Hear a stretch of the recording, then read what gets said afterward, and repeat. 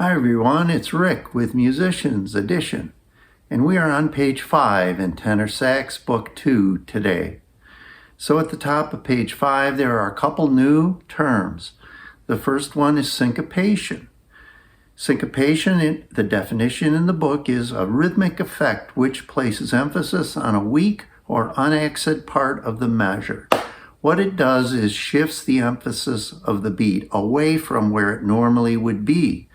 Usually, and it shows a 2/4 time signature. Usually the strongest beat is 1, and the second strongest beat would be 2. In this case, the emphasis comes on the and there's a quarter note on the and right after the beat, right after beat 1. So that's a shift. The next one is an interval. An interval is the distance or space between two notes. So the way to figure out what interval two notes are, in other words, how far apart they are, is to count. Count every line and space between the two notes, including the line or space that the first note is on, and the line or space that the second note is on. And you can just use your fingers. So in the first example, we have a space, that's 1. Then there's a line, that's 2. And then we get to where the note is on the space, and that's 3. So that's an interval of a third. The second example, starting on the space, line, space, and then a line. And so the interval is 6. Okay? 17 is called Syncopation Sensation.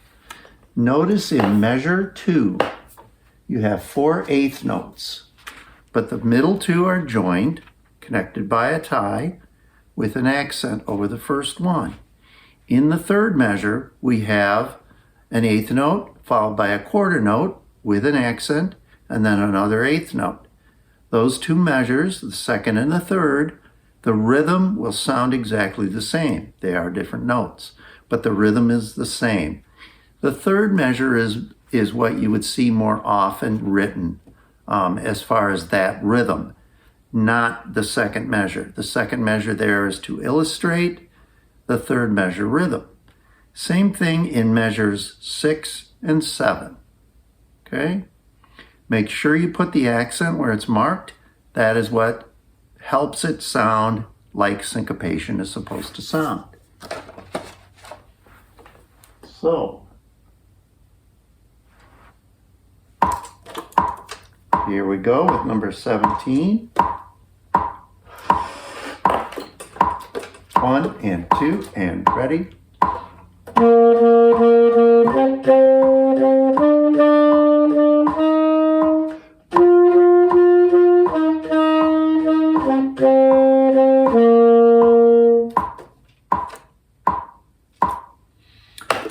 The second line, or the bottom line of number 17, it says clap, and there's a rhythm shown, and it's mostly eighth notes. So what I will do to replicate that is that I will double the beats per measure, the number on my metronome. That was 80, so I'm going to go to 160. In other words, I'll be having it beat eighth notes, which will simulate the clapping. And then I will play along.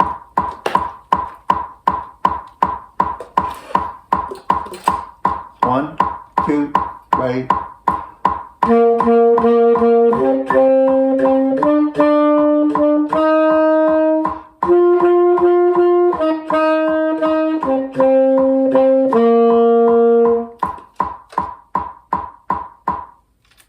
All right, on to number 18.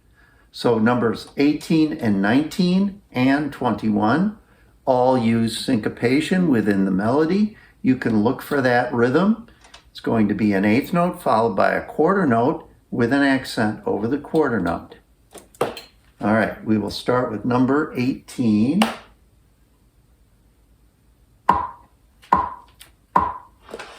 Which is called the Riddle Song, and there is a pickup note on beat 2.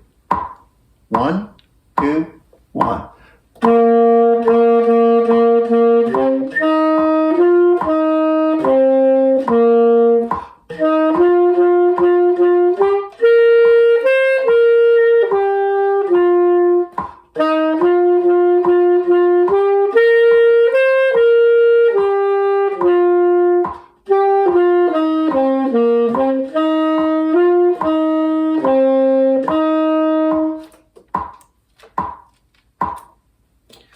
All right, the next one is called Nobody Knows the Trouble I've Seen. If you've ever seen The Lion King, you will recognize this melody as it was used. It was not written for The Lion King, but they borrowed it and put it in that movie.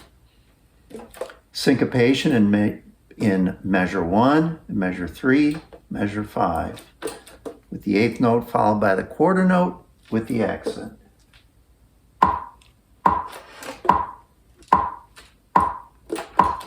1, 2, 3.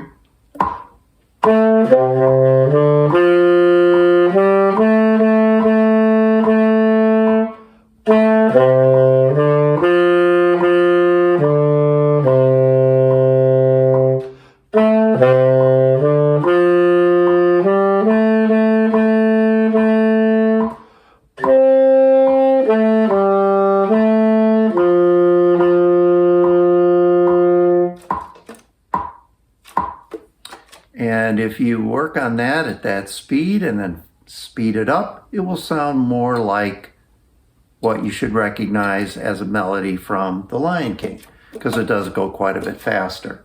This lesson is brought to you by the Musician's Edition practice book. Make goals and keep track of progress throughout the whole year. When you're done with this video lesson, don't forget to mark this practice time in your Musician's Edition practice book. Now back to the video. All right, look at number 20. It's called Interval Inquiry. And it shows intervals from a second all the way up to an eighth or an octave. And you can practice your interval identification by counting, starting on the first note and counting every line and or space in between the notes and including the second note, whatever line or space that is on. Okay?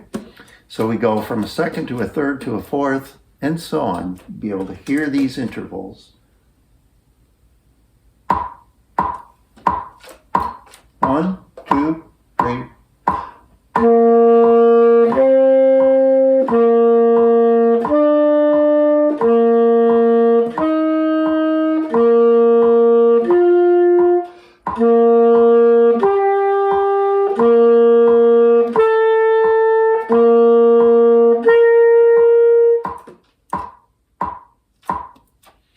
So the larger the interval that you're playing on the saxophone, the more you should adjust your embouchure a little bit to help the saxophone get up or down to the note. So lower notes is a little bit of a loosening of the embouchure or the bottom jaw, and higher notes you should tighten up just a little bit. Also on number 19, Nobody Knows the Trouble I've Seen, to get from the first note to the second note, the first note is a B, then we go down to a D, dropping your jaw, relaxing your embouchure a little bit to play the D will help get down to that note. So if you're getting a higher D or you're getting squeaks, that is probably why. I would say slow down a little bit, work on that interval a little bit, and try to make some adjustments. All right, 21 is called Go for Excellence. And I'm going to slow down the metronome a little bit. More syncopation in measure 3, measure 7. Oh, one other thing I want to mention. This one starts in a time signature of 2/4, and then halfway through, bottom line, is in 4/4. The speed or the tempo of the song does not change. What changes is there are 2 beats in a measure on the top line and 4 beats per measure on the bottom line. Okay? But the length of an eighth note, length of a quarter note, etc. does not change. The metronome does not change. Here we go. 1, 2, 1, 2.